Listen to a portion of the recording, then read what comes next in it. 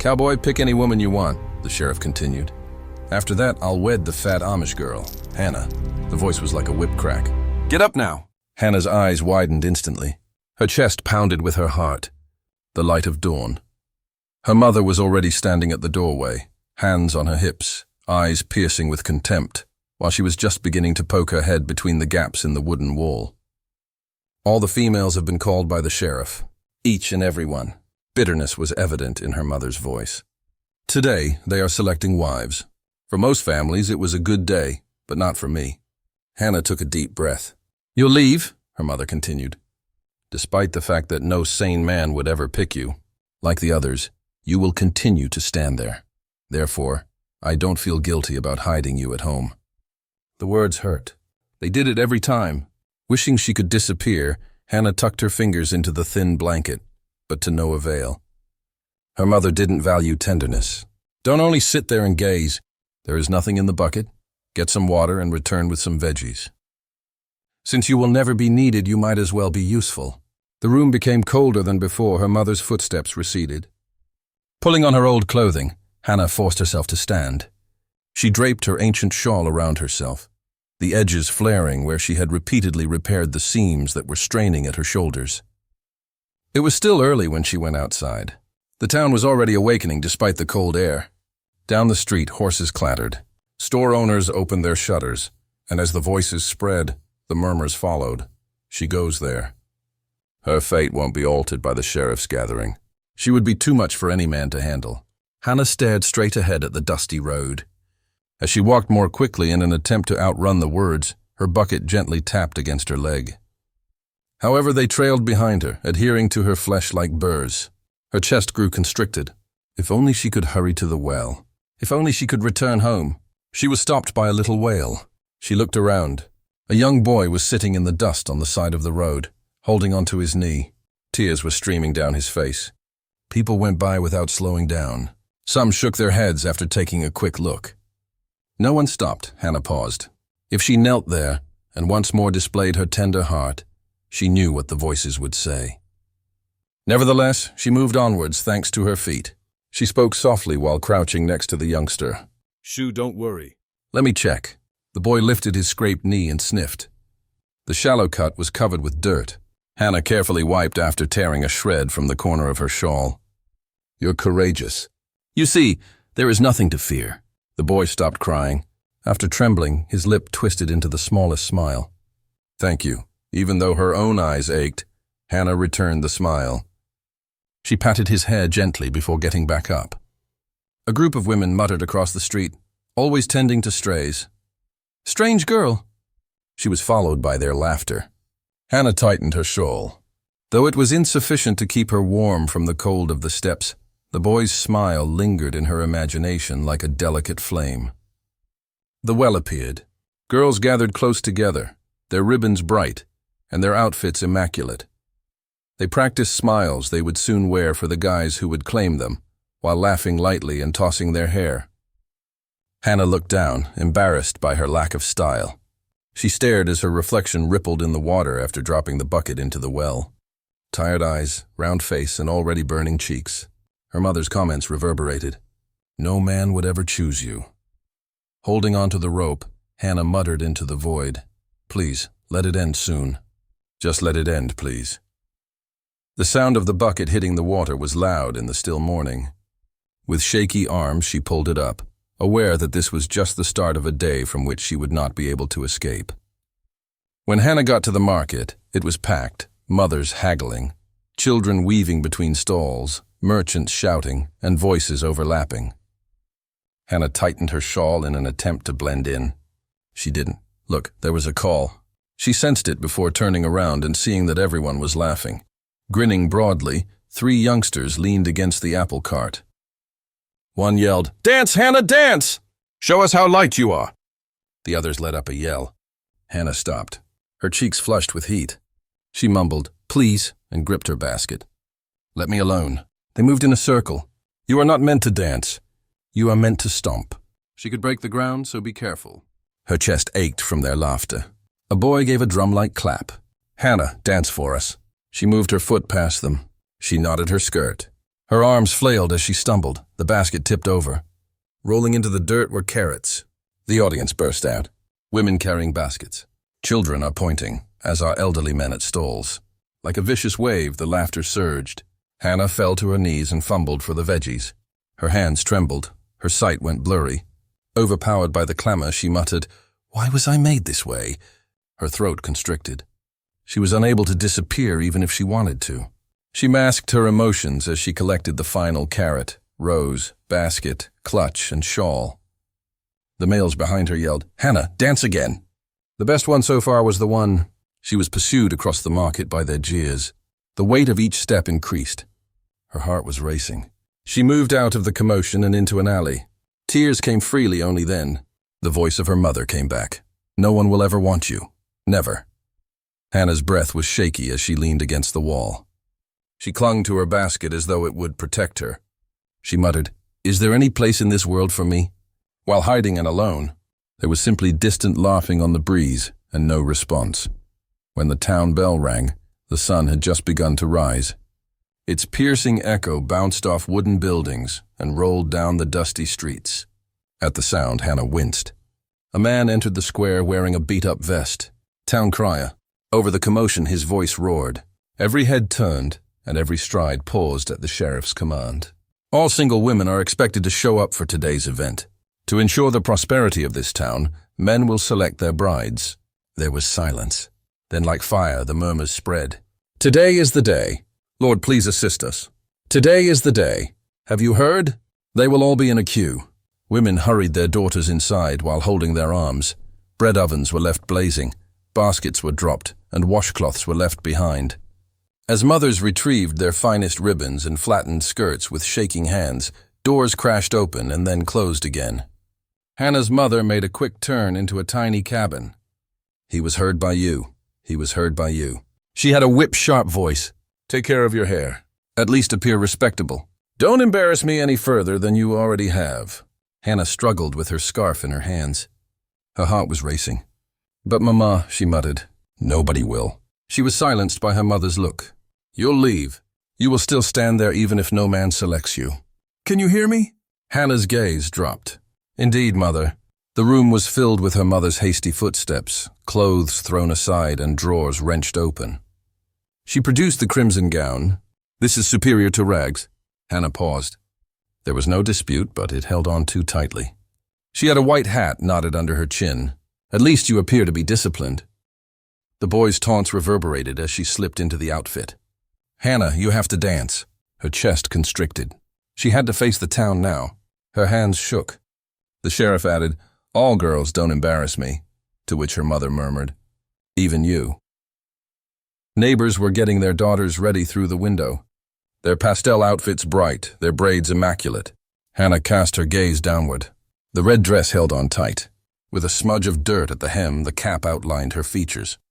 Her mirror displayed heated complexion, drooping hair, and weary eyes. She had already overheard the murmurs and laughing. She was pushed ahead by her mother. "Go!" The door opened. Over her, sunlight spilt. Hannah walked gently in the direction of her destiny, her eyes never leaving the earth. Before we continue, let's talk about Hannah's traumatic journey to the event.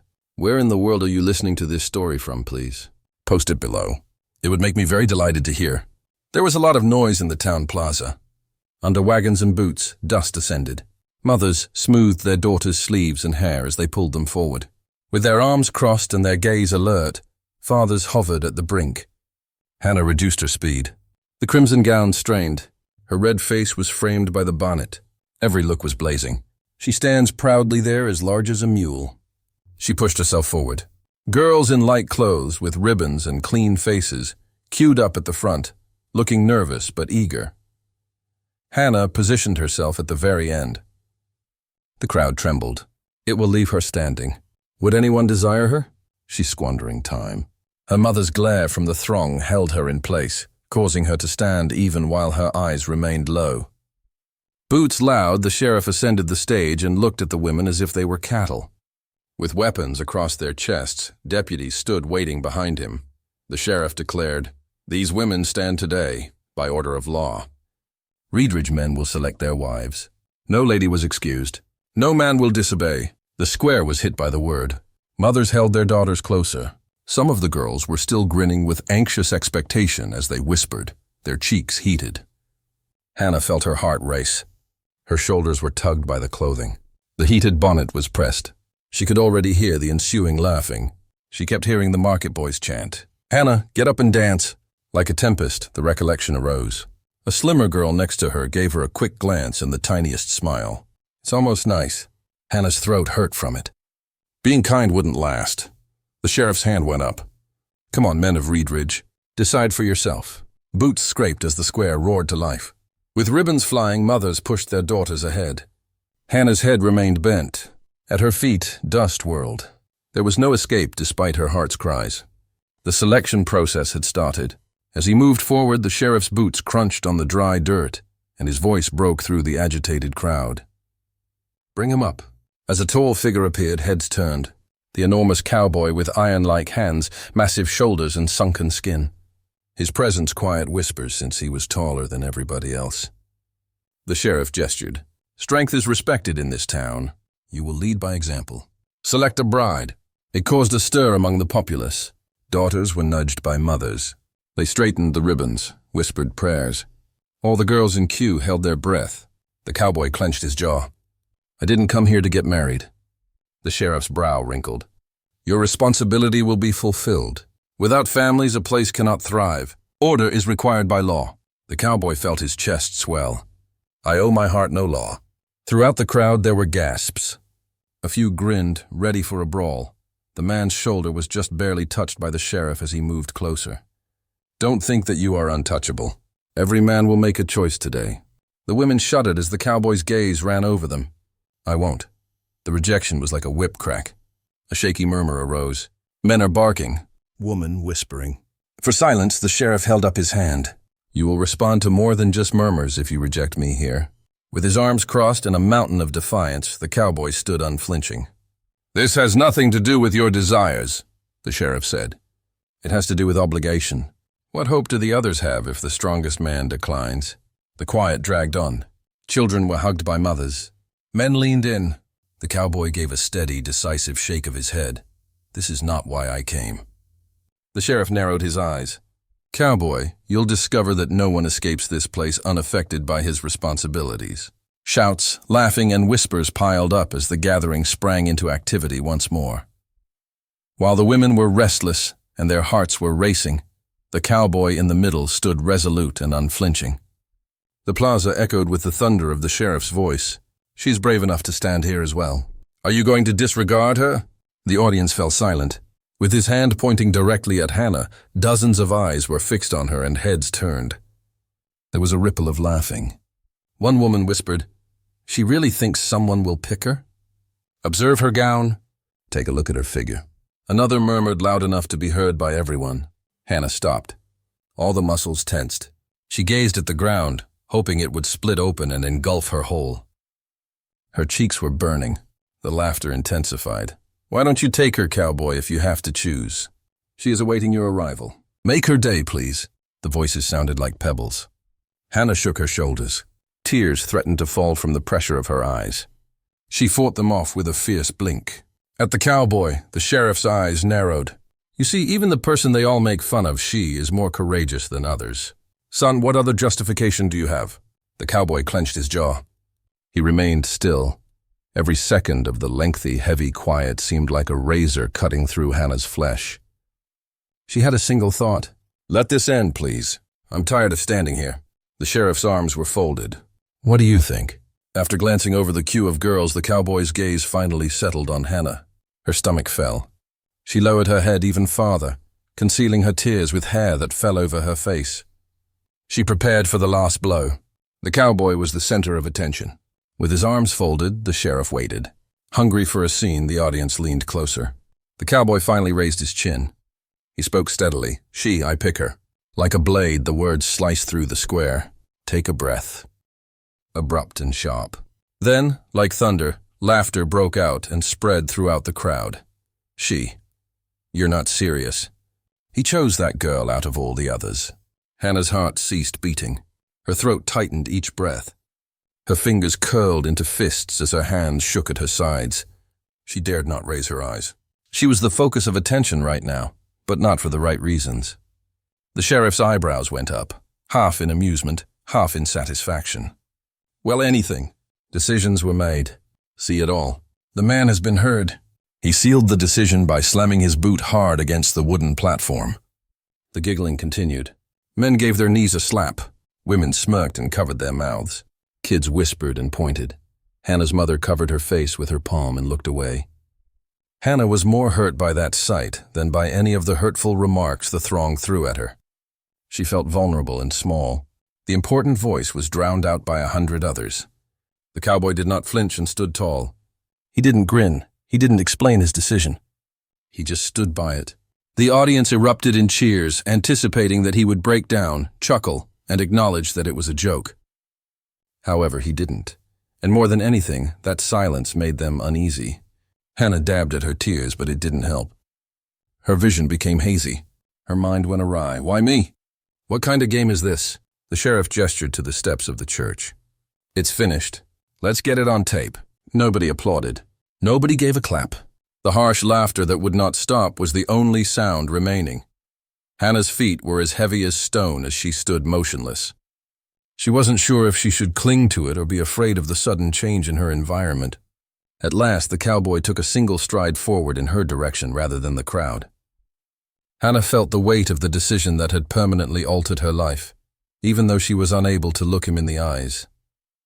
The wooden platform resonated with the sheriff's stamp. The decision was made. The crowd surged once more with more volume. He selected her out of all the girls. The poor idiot has no idea what he's doing. In the morning, he will regret it. Hannah gripped her shawl tighter, her hands shaking. She gasped in short breaths. She wanted to disappear, but she couldn't. The sheriff dismissed them with a wave. Now, husband and wife, go ahead. The first to step down was the cowboy. The earth clattered beneath his boots. He stood waiting without turning to face her or the crowd. Hannah's legs were heavy as she hesitated. The whispers trailed behind her like shadows when she finally moved. Take a look at her shuffling. She's already crying. He is not the kind of man she deserves. Her face became even heated. With each stride becoming more strident than the last, she accompanied him. As the pair passed, the crowd split apart, only to chuckle behind their hands. She was saddled with the poor man. The words were as piercing as a stone. Hannah ventured to look up at the cowboy. His gaze stared straight ahead, his jaw clenched. He didn't reveal anything. She was very perplexed by that quiet. Was he upset? Her chest constricted as she felt ashamed and regretted every moment. She looked down once more, focusing on the dust underfoot. The town walk seemed to go on forever. Kids laughed. Women muttered. There was new humiliation around every corner. Hannah's face was already smeared with tears by the time they arrived at the town's edge. Hoping he hadn't noticed, she kept her head down. The road led out into the wide countryside. Behind them, the noises grew quieter. The laughter had stopped for the first time, but the weight of their stillness was greater. She wanted to say something, anything, even just a word. Fear, however, prevented her from speaking. How could I respond? He also didn't want this. There was a mixture of relief and fear when the property was finally visible. It was quiet, tucked away, and far from the town. No laughs, no crowd, but she could still hear their voices in her mind. The cowboy went about the place with cool efficiency. He poured himself some water, put his hat down, and lit the lamp. Nothing at all for her. With her fingers tangled in her scarf, Hannah hovered close to the entrance. Her heart shook with shame and her body shook with fatigue. Finally, she crept into a tiny nook of the home and took a seat. She finally shed the tears she had been suppressing all day. Her shoulders trembled as she put her hands to her face. His life is ruined by me. They were correct. I'm not someone's property. What no one else would hear was heard by the walls surrounding her. Her shattered tears were hushed by the darkness. Nevertheless, one notion lingered dimly inside of her even as hopelessness encircled her more tightly. He never once made fun of me. The only warmth she carried to sleep was that tiny spark, which was too delicate to identify. Town was not at all like the ranch.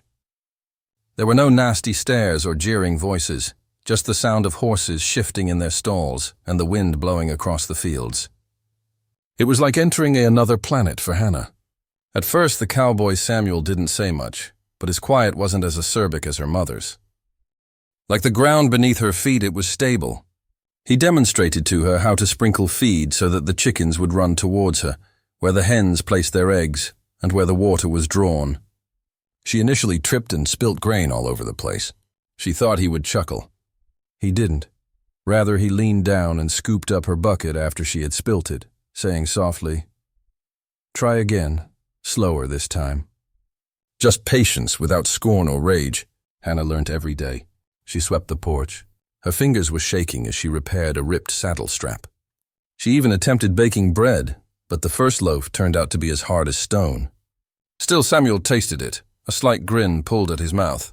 "Not bad," he remarked. The tenderness in his speech made her chest hurt.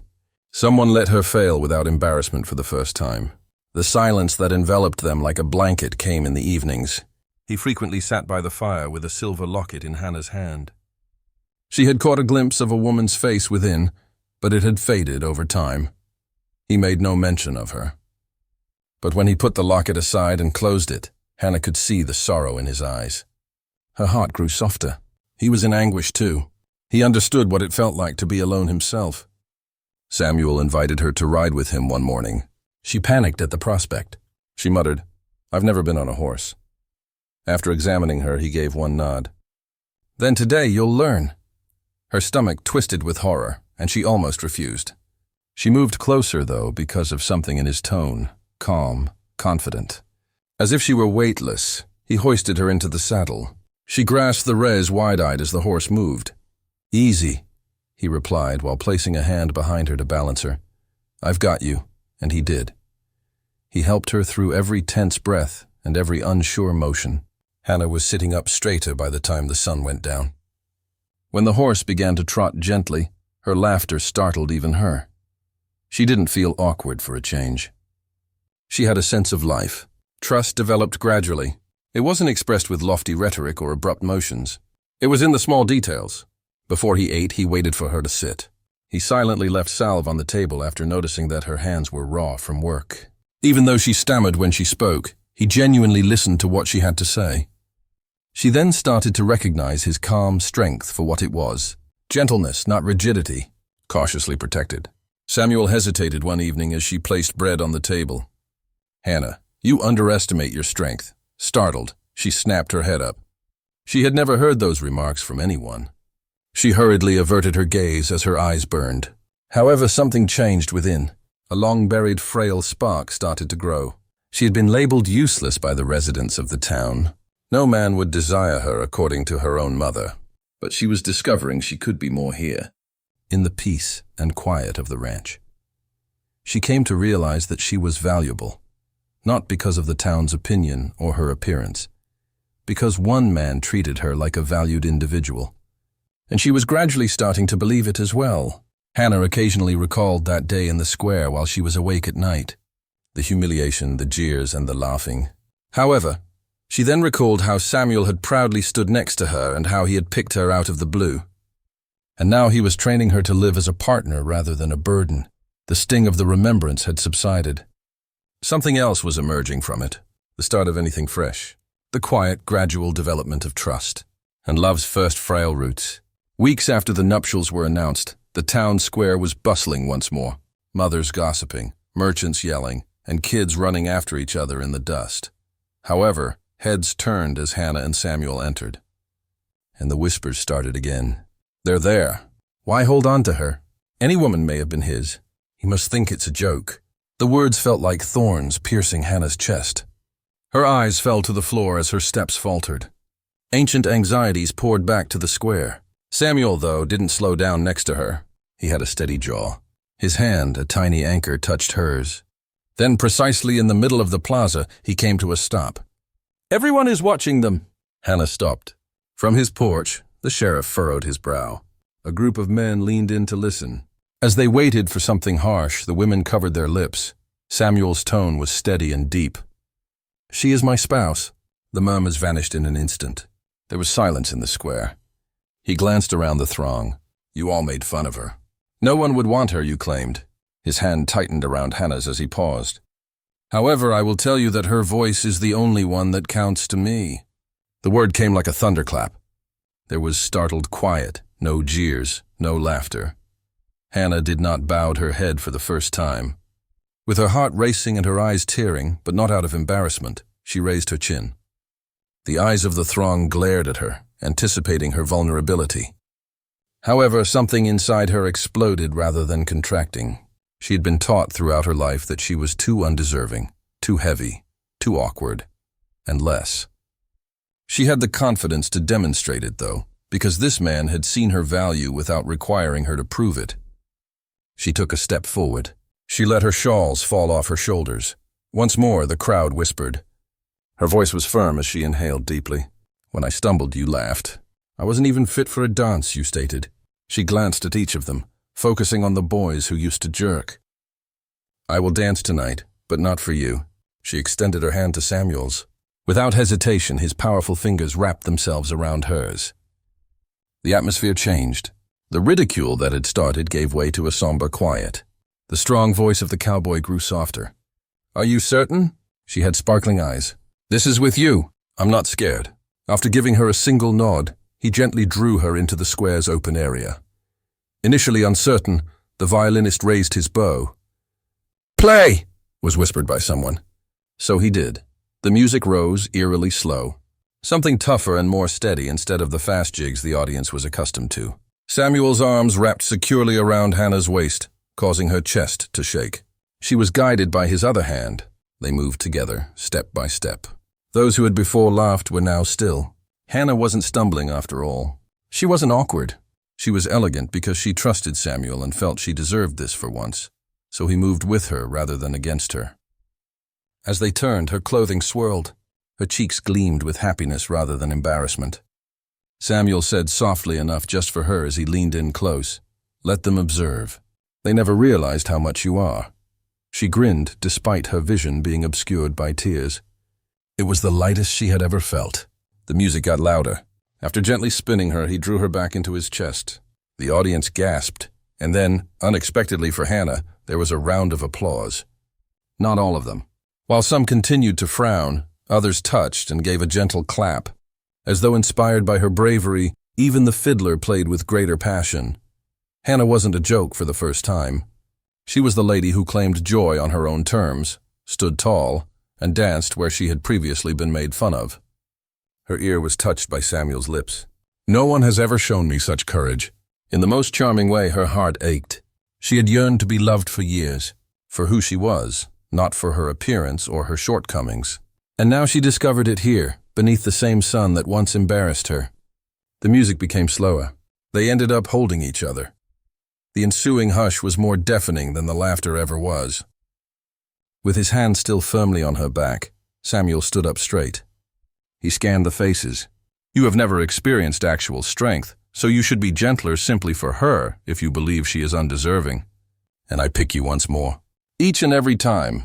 Hannah had bright eyes, not out of fear or agony, but from an emotion she never imagined experiencing. Pride. The taunts were no longer relevant. She wasn't hiding for the first time. They walked away hand in hand, not hurried, not humiliated. And even if there were still murmurs, nobody laughed, because they were no longer controlled by laughing. Words had not been as powerful as Hannah's strength, and she realized she was at last at home in Samuel's firm embrace. She was adored and honored for who she was, not picked out of sympathy or put up with out of obligation. And the dance that used to make fun of her had turned into the one that freed her. I appreciate you making it this far. Let's continue sharing these adventures together by subscribing to Ironwood Narratives.